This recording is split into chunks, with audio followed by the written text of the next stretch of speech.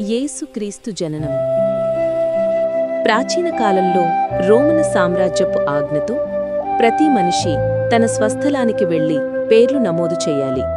ఆ ఆజ్ఞతోనే నజరేతు నుండి మరియా మరియు యోసేపు దూరంగా ఉన్న బేత్లెహేముకు ప్రయాణం ప్రారంభించారు.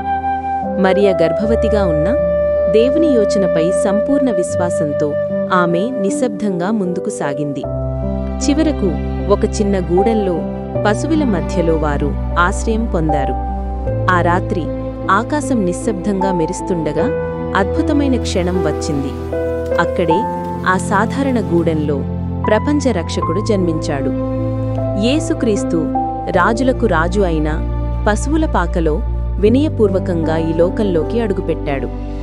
ఆ చిన్న పశువుల పాకలో దేవుని వాగ్దానం నెరవేరింది. అదే సమయంలో సమీపంలోని పొలాల్లో గొర్రెలు కాపాడుతున్న కాపరులు ఆకాశం ఆకస్మికంగా ప్రకంపించడాన్ని చూశారు.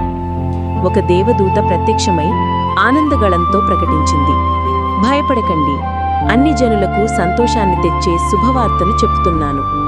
ఇవాళ దావీదు పట్టణంలో రక్షకుడు జన్మించాడు, క్రీస్తు ప్రభువు. తర్వాత ఆకాశమంతా దేవదూతల గానంతో నిండిపోయింది. సర్వోన్నత స్థానమందు దేవునికి మహిమ, భూమి మీద శాంతి. కాపరులు పరిగెత్తుకుంటూ గూడెంకు చేరి చిన్న యేసును చూశారు. ఆ సాధారణ పాకలో ప్రపంచాన్ని మార్చబోయే అద్భుతం వారి కళ్ల ముందుంది. ఇలా యేసు జననం మానవ చరిత్రను మార్చిన క్షణం. వాగ్దానం నెరవేరింది, రక్షణ భూమిపైకి దిగింది.